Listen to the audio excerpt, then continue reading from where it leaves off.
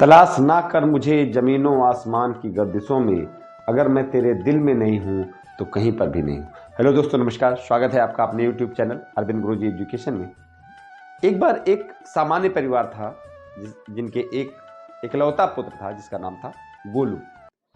अब पिता बाहर कहीं मजदूरी करता था और माता किसी एक गांव के एक संपन्न परिवार में, जिनके घर में एक केवल बुजुर्ग महिला थी, उनके बच्चे विदेश में रहते थे, उनके घर में काम करते थे।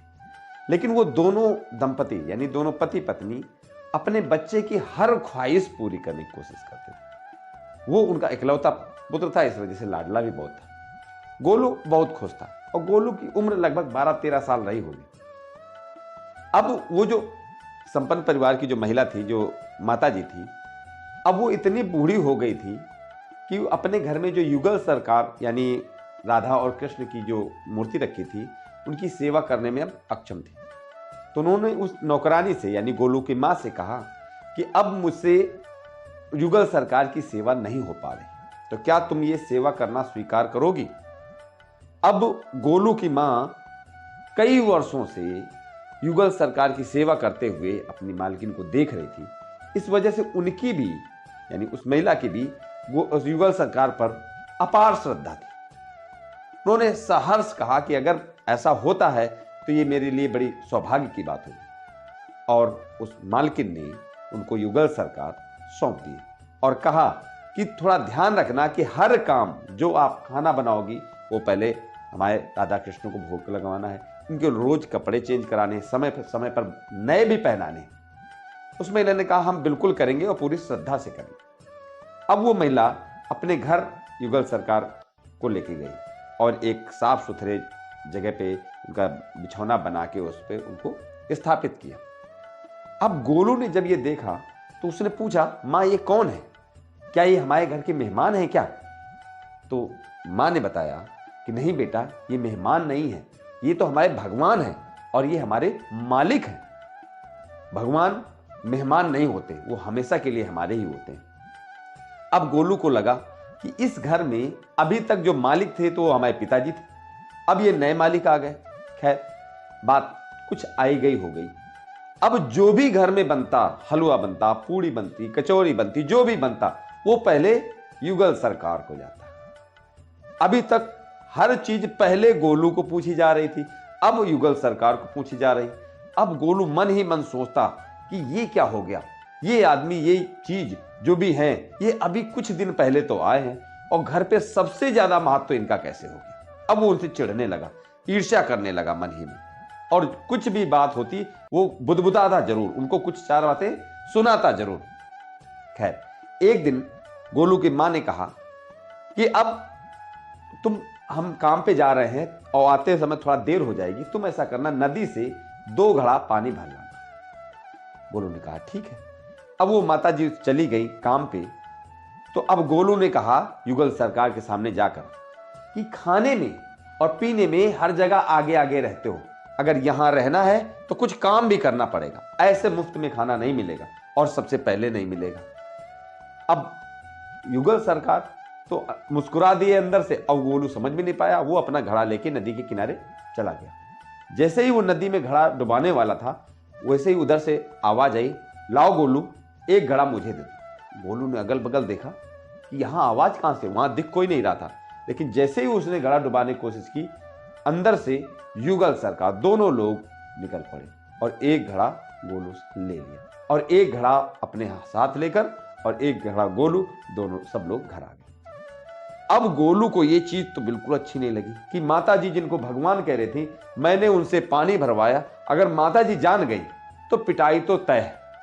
खैर, जब उसकी माता जी आई तो वो पहले से ही कहने लगा कि मैंने नहीं कहा था इनसे पानी भरने के लिए, लेकिन ये लोग जबरदस्ती गए थे मेरे साथ। तो माता जी की समझ में कुछ आ नहीं रहा था कि ये पानी भरने के लिए किससे कह रहा था, कौन जबरदस्ती गया था। लेकिन जैसे ही वो युगल सरकार के पास में गई तो देखा उनके कपड़े भीगे हुए। उन्होंने कहा, गोलू ये तेरी शरारत है, तूने ही अपने मन से इनके ऊपर पानी डाला होगा और अब कह रहा है कि ये पानी भरने गए थे, लेकिन ऐसा कभी नहीं करना, नहीं अगली बार पिटाई हो जाएगी तुम्हारी।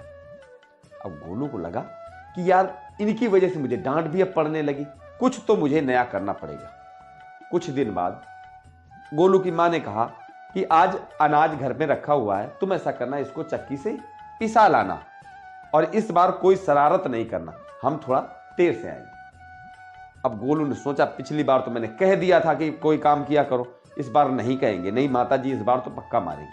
और वो चुपचाप अपना अनाज का कनस्तर लेके चक्की जाने लगा और देखा क्या कि वहां रास्ते में युगल सरकार पहले से खड़े थे। उन्होंने अनाज का कनस्तर ले लिया और खुद आटा पिसवा के घर लेके आ गए। अब उनके कपड़ों में खूब आटा लग गया। अब जब माता जी शाम को घर आई तो देखा उनके कपड़ों में आटा लगा हुआ। उन्होंने कहा गोलू अब तेरी शरारत की हद हो गई, अब तुझे खाना नहीं मिलेगा, आज यही तेरी सजा है। अब उसने बहुत कहा कि नहीं मैंने नहीं किया है कुछ, ये लोग जबरदस्ती गए थे, लेकिन माता जी ने नहीं माना। कुछ दिन बाद जब गोलू के पिताजी शहर से वापस आने वाले थे, उसकी माता जी ने कहा कि आज तुम्हारे पिताजी आने वाले हैं, आज घर में काम ज्यादा रहेगा, ऐसा करना तुम जंगल से लकड़ियां ले आना, ठीक है, और हम थोड़ा जल्दी वापस आएंगे। ये कहकर वो चली गई। अब गोलू के दिमाग में एक ही डर था कि अब बार बार ये लोग मुझे पिटवाने के चक्कर में हर काम में आगे आगे आ जाते हैं, इस बार भी कुछ ऐसा ही करेंगे। लेकिन इस वजह से वो चुपचाप घर से निकली और जैसे ही जंगल में पहुंचा तो वहां युगल सरकार पहले से लकड़ियों के गट्ठर तैयार किए बैठे थे और एक गट्ठर गोलू लिए और एक एक गट्ठर राधा और कृष्ण जी ने उठाया। अब सब लोग लेके जब घर लौटने लगे, लेकिन उस दिन जल्दी वापस आने की वजह से गोलू की मां घर पहुंच गई और देखा कि जहां वो स्थापना किया था उनकी, जिस चबूतरे में, इस चौक में, वहां पर तो युगल सरकार है ही नहीं। अब उनको समझ में आ गया कि गोलू रोज इनसे चिढ़ता है, इस वजह से इसने कहीं छुपा के रख दिया होगा। अब वो भी बेचारी जंगल की ओर भागी। रास्ते में जैसे ही पहुंची तो देखा कि गोलू के साथ में 2 लोग और लकड़ियां लिए चले आ रहे। अब गोलू की मां ने जब देखा कि अरे ये तो युगल सरकार राधा और कृष्ण जी हैं, वो तो बिल्कुल बेहोश होते होते बची कि अरे प्रभु आप लोग मुझ निर्धन का काम करेंगे, ऐसा कैसे। तब भगवान कृष्ण ने कहा कि आपने और आपके जो पहले की मालकिन है उन लोगों ने मुझे भगवान की तरह माना, लेकिन गोलू ने तो मुझे अपना ही मान लिया, हर शिकायत मुझसे की और दिल से की, कई बार मुझे भला बुरा भी कहा, वो अपना समझ के ही कहा। गोलू तो फर्क ही नहीं समझ पाया कि मैं इंसान हूं कि भगवान हूं। तो मुझे तो ऐसे ही लोग चाहिए जिनके साथ मैं रह सकूं, नहीं तो एक जगह बैठे बैठे तो कोई भी परेशान हो सकता है। तो मैं तो गोलू का हो चुका, इस वजह से हर काम जो गोलू करेगा वो मैं करूंगा। और ऐसा कहकर युगल सरकार जी हमेशा के लिए गोलू के साथ हो लिए। तो कहते हैं कि अगर चाहत दिल से हो तो सारी कायनात उसको पूरा करने में लग जाती है, अगर श्रद्धा दिल से हो तो ईश्वर अपने आप आपके साथ रहेंगे। अगर ये कहानी आपको अच्छी लगे तो अपने दोस्तों के साथ शेयर करें। नमस्कार।